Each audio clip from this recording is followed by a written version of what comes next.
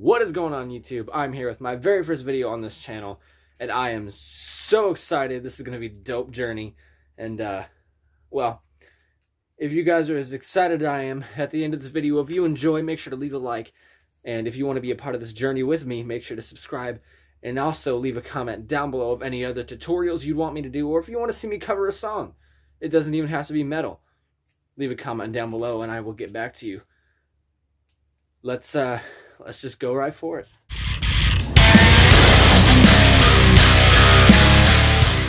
Alright guys, so today I'm going to be teaching you how to do a false chord growl or a false chord low.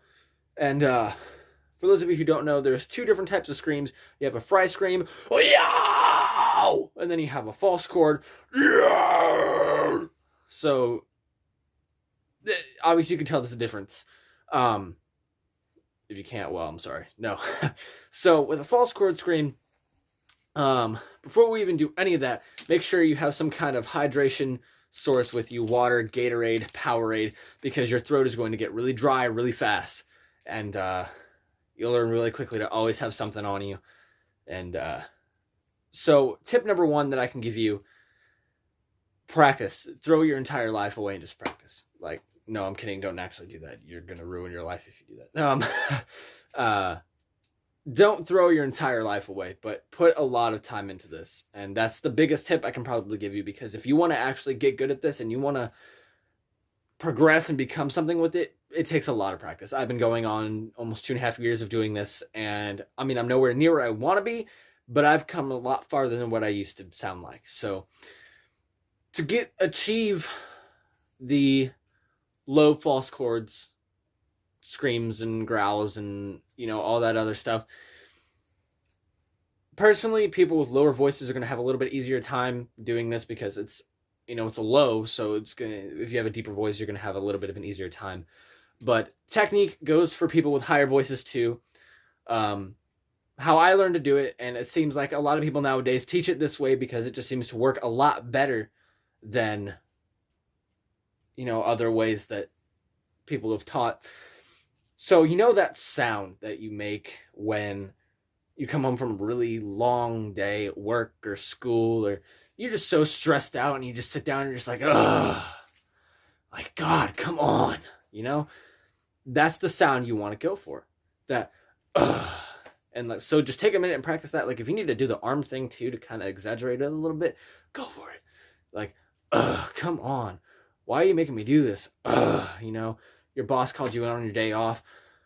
Ugh, I guess so. Your mom tells you to do the dishes even though you did them last night and it's not your night. Ugh, you know, that, ugh, is what you want to go for. Also, with breathing, do not over-exaggerate your breathing. It's not going to help you at all. Don't go, you know, it's stupid. Don't do that. How I learned to do my breathing properly is, imagine you're breathing through a straw. Like, you want to feel, like, if you can see my ribs expand and you can feel your stomach go in, that's the breathing you want to work with, because you're going to get a lot more power, you're going to get a lot more projection that way, which is the two most important things when doing a growl or a scream, because false chords are a lot harder to project than fries, in my personal opinion. I have no problems projecting fry screams, but false chord screams, I tend to be really quiet. So you take that and do both at the same time. Go, you know, and hopefully nobody walks in on you, because they're going to be really weirded out by the sounds you're making. Think about it. So once you can practice that for a little while, and once you get that down, you're going to, the next step, I just kind of threw my entire night away and spent like 6 hours practicing it. But next step is try to make a quiet growl. And I don't mean like, you know, don't close your mouth. Keep your mouth open. Try to hold that as long as you can, like a because that's progressively going to get heavier and more growly and more gravelly and gritty And so once you take that, put a little more air behind it, and or more, I can't say more air because then you're gonna get a you don't want that. That's not a growl. You want to put more air behind it, like pressure wise, but put more sound and projection behind it. So you're gonna build it up, and it's gonna sound like this. It's gonna uh, uh, yeah, yeah, yeah, yeah. Okay, that's what you want to sound like. You want to, and it takes a second to, even for me still, it takes a second to kind of find that sweet spot of where your air and your sound kind of mix together perfectly. So if you ever hear like a scream and it's like it takes a second to kind of find the mix where they're both even. So once you can build that up and make it more consistent, and not like here and there, you can do it. If you can do it perfectly 3 times, like a yeah, yeah, yeah, like if you could do that 3 times perfectly in a row, you're ready for the next step, which is trying to kind of just go for it technically. And this is also the point in time where like you really want to hydrate, because you're, by this time of practicing all that, your voice is going to be really dry, your throat's going to be kind of sore. See, even I still hydrate. So, and if it starts to like burn, or if you start to lose your voice or anything, stop for the night, come back to it another day, come back to it the next day. You know, if it starts to feel uncomfortable at all, stop. You're doing something wrong, and you're going to need to give it another go in a different time. So my next tip for you is projection. If you can get a sound where you can like, that's a pretty soft scream for me. Like, and it's, see here, you hear how it's kind of like normal voice growly, normal voice growl, normal voice, like you can hear it bouncing. It's because you're not putting projection behind it. When you put projection behind it, you go from to.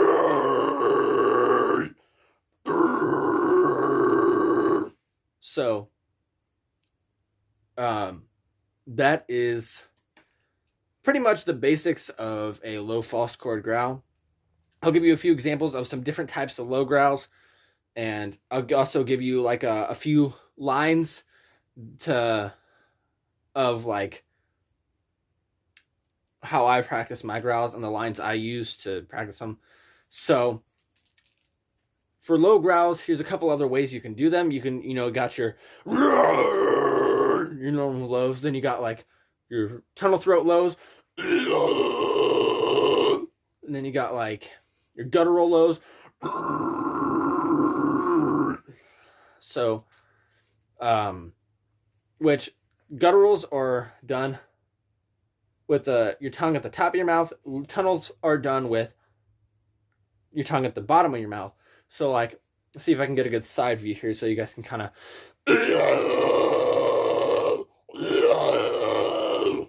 That's a tunnel. Then you got your guttural.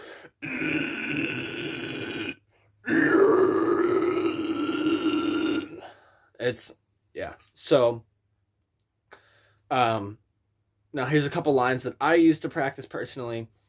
And it's by the band Signs of the Swarm, a song called Death Whistle. It's their pre-breakdown verse, I guess you could call it. And it's like, it goes,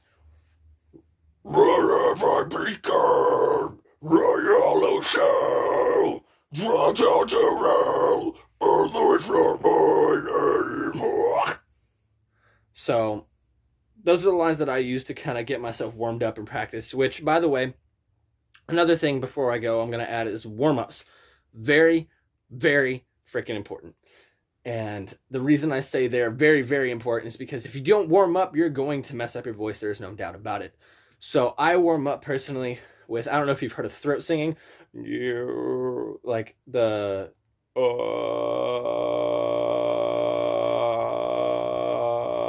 kind of bouncing back from normal voice to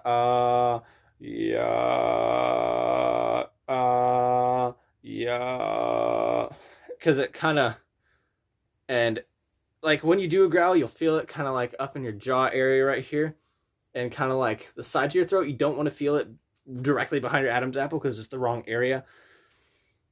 But when you throat sing like a it moves the same vocal folds as false chords. So that's how I normally warm up, is I just spend like a good 5 minutes just yeah,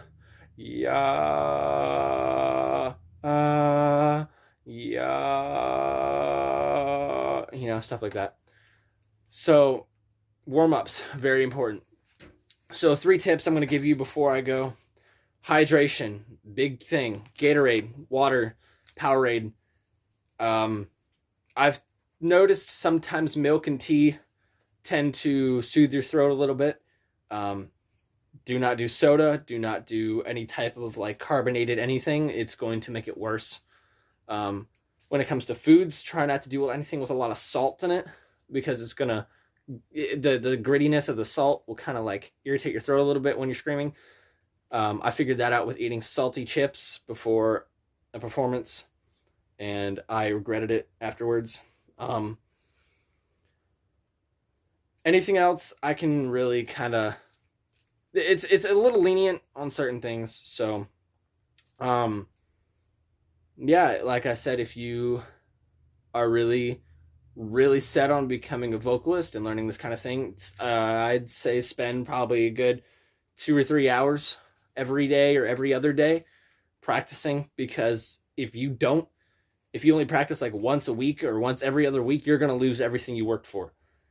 So that's why even at work, where I work, it's so loud on the inside, I can scream and it's still not going to overpower any of the machines.